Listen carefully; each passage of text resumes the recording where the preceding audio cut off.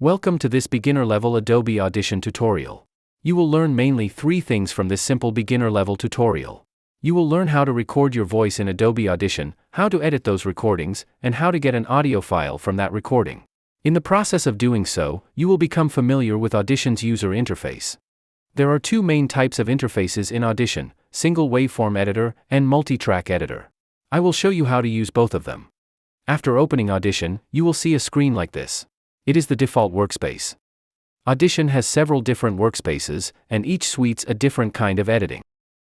You can see the complete workspace list from Window, Workspace. A workspace is basically a layout of components with a different arrangement. Once you get used to Audition's interface, you will find different workspaces suitable for different kinds of tasks. In this beginner-friendly tutorial, we will work in the default workspace. As I said earlier, Audition has 2 kinds of editors: single waveform editor and multi-track editor. You can choose which kind of editor you want to use. You have to use waveform editor if you are working with a single recording or single audio file. I have to create a new audio file, and I will record into it. I will do that in a moment. Let's see what the multi-track option asks. For multi-track, you have to create a new multi-track session. A multi-track session can be saved and reloaded later, but you cannot do that for the waveform editor. With the waveform editor, you can get an audio file at the end of processing. So how do we record audio in Adobe Audition CC? The first thing you need to do is to check if the proper microphone is selected for recording. You can check it from Audition Settings, then Audio Hardware. Check if the default input shows the microphone name you want to use. You can see a list of microphones attached to your computer. I am using a Samsung USB mic for this recording, and that is selected here. If you want to use any other microphone, you have to select that from this list. The default output is the device you will use to listen to the recording. If you are using live monitoring during recording, this device will be used for live monitoring. You can see I have selected external headphones, which is also the system default. An external microphone is also appearing here. System default means the device selected in the sound settings. If I change the audio device from the system settings, it will also change here. It is changed to MacBook Pro speakers as I changed the system default. I will change it back to external headphones. So make sure the correct device is selected for recording, and click OK. The next thing to do is check the microphone's input level. Double-click inside the meter area, and the input monitoring will be active. Before recording, it is good to check that your mic input gain is set properly. You should aim to reach between -12 and -6 in the meter during the loudest peaks. Not all your spoken words need to be in this range, but the loudest one should do. If the loudest peak is in this range, you are getting a good recording that you can process easily later. However, being in range is not ideal for final audio. The loudness level needs to be increased and balanced for the final audio. If you record in the specified range, you will have enough headroom for proper post-processing. You may ask if the volume needs to be increased in the final audio. Shouldn't we record our voice at an increased level? Well, things are not as simple as that. The ideal peak level in the final audio is -3 dB. If you record close to -3, you will have less headroom for post-processing. If you set your gain to reach -3 dB during recording, it can cross 0 from where sound distortion happens. Because 0 is the maximum level on this meter. If you take your audio beyond 0, Audition will not increase the volume, but audio data will get lost. Also, recording close to 0 leaves very little headroom for post-processing. Some audio effects may boost the signal, so keeping some headroom, at least 6, is recommended. If you are not reaching -12 in the meter, you may have to position the mic differently or increase input gain from your audio interface. You may have to come close to the mic or talk louder. To record audio, I have to open a waveform audio file. Click on the waveform icon. You have to give the file a name. This file name will be visible inside Audition, and you can switch back to different files when you have multiple files. I will get back to this point later. I will give this file name Recording 1. A sample rate of 44.1 kHz works best for voice recording. A higher sample rate will take up more space on the hard drive, and you will not hear any noticeable difference. Moreover, your audio devices may not be able to handle or process a higher sample rate. If you do not know exactly why you need a higher sample rate, choose 44.1 kHz or 48 kHz. Though a higher sample rate is not useful in most cases, you should not choose a lower sample rate of 32 kHz or more down. The audio quality may not be that good with such a lower sample rate. So I will choose a sample rate of 44.1 kHz. For voiceover, a mono recording channel is fine, and you should use it to keep things simple.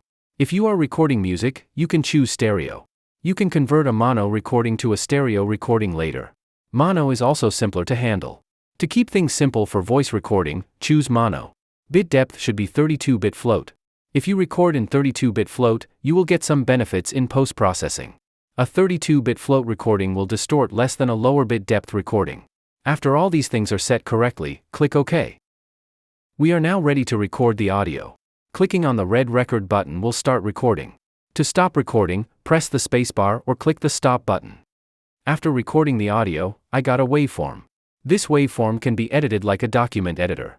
You can select, copy, paste, and delete the waveform as you do in any text editor. If you want to record another audio, you must create another audio file. If you want to learn professional quality audio editing using Adobe Audition, you can enroll in my Adobe Audition course. You will learn professional editing and processing step by step.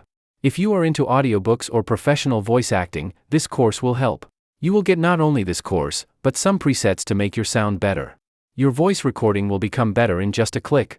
Both the presets and Adobe Audition course are available in this bundle.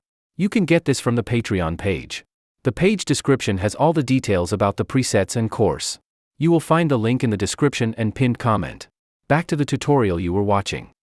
The red vertical line is the playhead line, and if I click anywhere inside the waveform, the playhead will move there.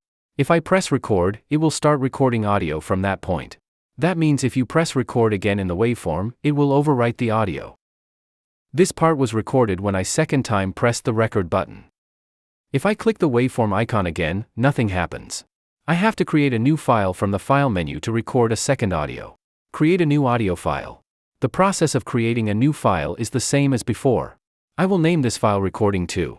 If I click record, a new waveform will be created. You may be wondering, what happened to the other waveform? That waveform also exists, and I will show you how to switch between these waveforms in a moment.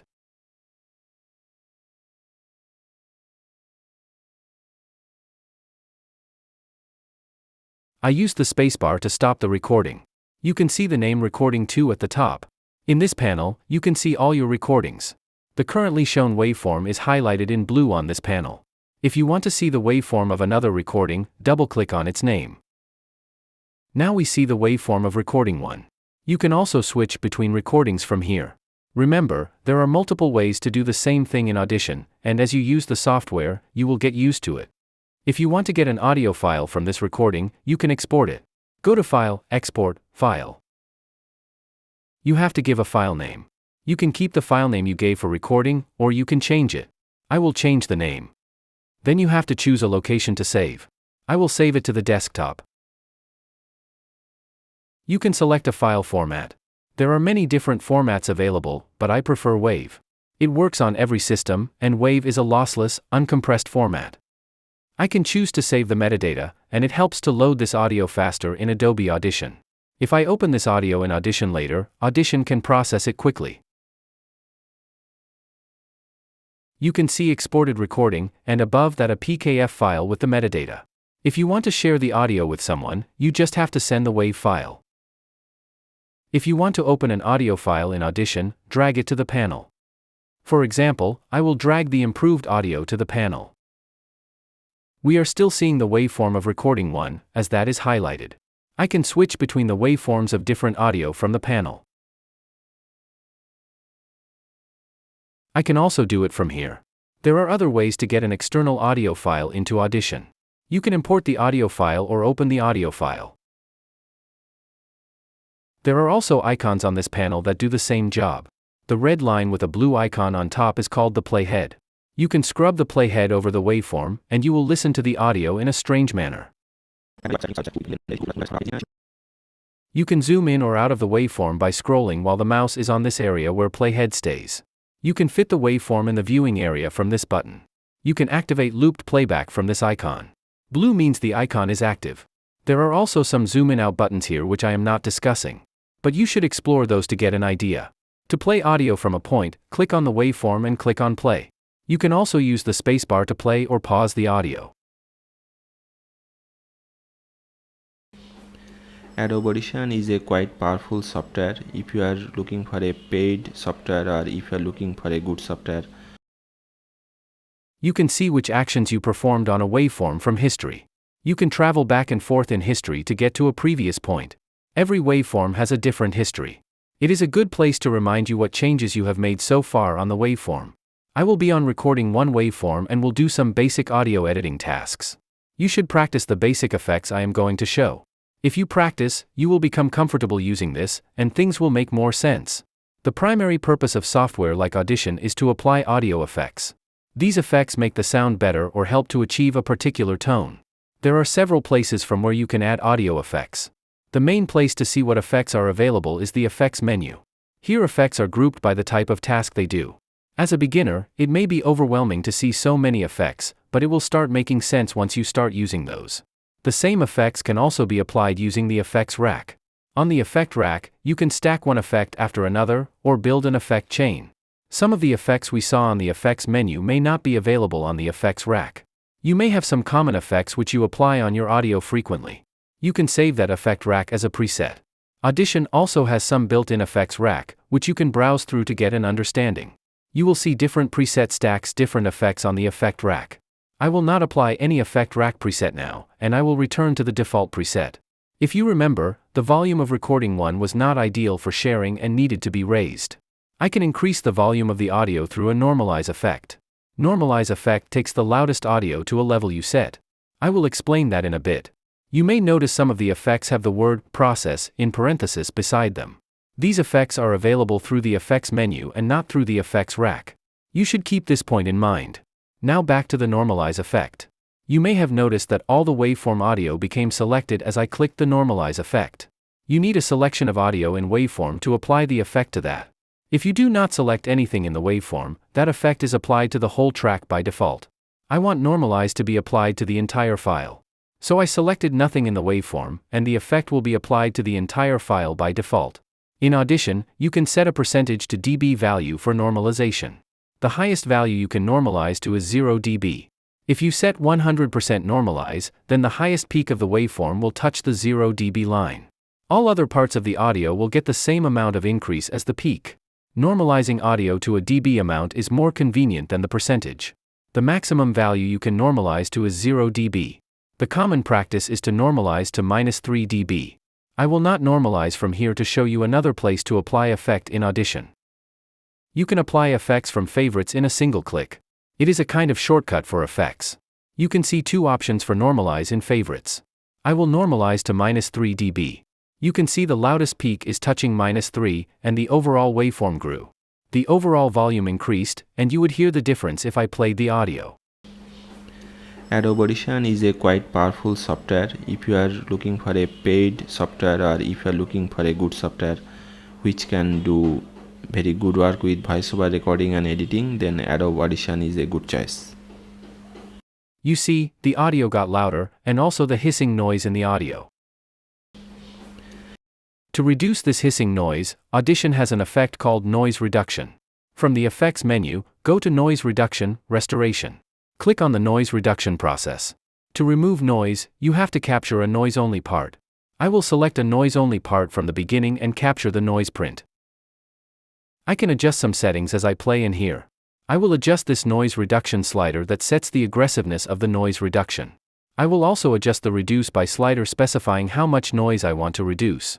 You can go as higher as you want, but remember, noise reduction has a cost. If you set those sliders too high, the audio can degrade in quality, so try to find an optimal value. Adobe Audition is a quite powerful software. If you are looking for a paid software or if you are looking for a good software which can do very good work with voiceover recording and editing, then Adobe Audition is a good choice. I will play it again to check if the audio sounds good. Adobe Audition is a quite powerful software. If you are looking for a paid software or if you are looking for a good software which can do. It is okay, and I will apply noise reduction by clicking the apply button. I mentioned previously that you could see which effects have been applied to this waveform from history. It is a good place to remind yourself what changes have been made. Besides waveform, you can also see the spectrogram of the audio. Turn on the spectral display to see audio energy by frequency. The more energy a frequency has, the brighter it will be in spectral display. Some of the regions in the spectrogram look darker as I reduced the noise. If I go before noise reduction from history, you will see some areas were brighter before. As a result of noise reduction, these places have become darker. The spectrogram is a thing for a bit advanced user. Once you gain experience, you can spot issues on audio just by looking in the spectrogram. Let's see briefly how multi-track editing works in Audition. If you want to produce podcasts or mix multiple tracks, you must work with the multi-track editor. You have to create a multi-track session. Unlike the single waveform, you can save the multi-track session at any point and reload it later. You have to give a session name. I will give Test Multitrack. You have to choose a location to save this multi-track session. I will save it to the desktop. There are some templates for the multi-track session. I will start with none. I will keep the other settings as they are and click OK. You can see 6 tracks, and a mixed track is created. All the tracks are empty now. You can either record in these tracks or drag any audio to this track. To record in a track, you have to set the input. Here, the default stereo input is selected, and I will change it to a mono input. My mono input is my Samson mic. To activate recording in a track, you have to arm it. The letter R arms the track for recording. As I clicked R, the input meter started showing the level. If you want to monitor your recording, click on I. It will let you hear the recording through the output device during the recording. I will not monitor live, so I am keeping it off. I can start recording using the record button. You can record multiple tracks at the same time. You just have to arm it by pressing the R. Now both track 1 and track are recording the same audio. If you attach multiple microphones and choose different inputs, it will record both microphones in different tracks at the same time. You should deactivate the arm after recording to prevent accidental recording in a track. You can move the clip in the track to adjust its position. You can drag other audio recordings into any track. You can do it from the media browser. The media browsers show the files and folders on your computer. You can drag it from here or open the folder on your computer and drag it. I will drag a music file I have. Let's play it and listen to how the recording sounds with all 3 tracks. I want to record something in this multi-track. And now the music track is longer than the other tracks. I can cut the rest of the audio using the razor. Click it to select and click on the track where you want to split. After splitting, I can get back to selection mode by clicking the I. I can now select and delete the extra clip. I can also fade in and out the music using the icons at the beginning and end.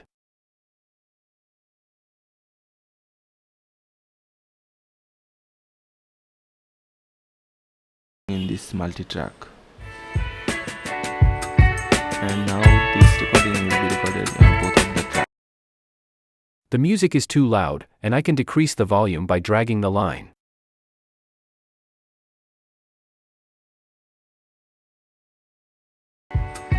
And now this recording will be recorded on both of the volume of the spoken words is low. I can increase it from the effect rack. I can add an amplitude and compression effect to amplify. Notice the normalize effect is unavailable as I am adding the effect from the effect rack. I will use amplify instead. In the amplify effect, you can choose how much amplification you want. Boost means increase and cut means decrease. I will add a 6 dB boost. I want to record something in this multi-track. And now this recording will be recorded on both of them. The mix track is special. You can add an effect in the mix track, and the effect will be applied to all the tracks. For example, I noticed some noise in the spoken tracks 1 and 2. Instead of applying noise reduction on those tracks separately, I will add it from the mix track. The noise reduction process effect is unavailable, and I will use denoise instead. I will use light noise reduction.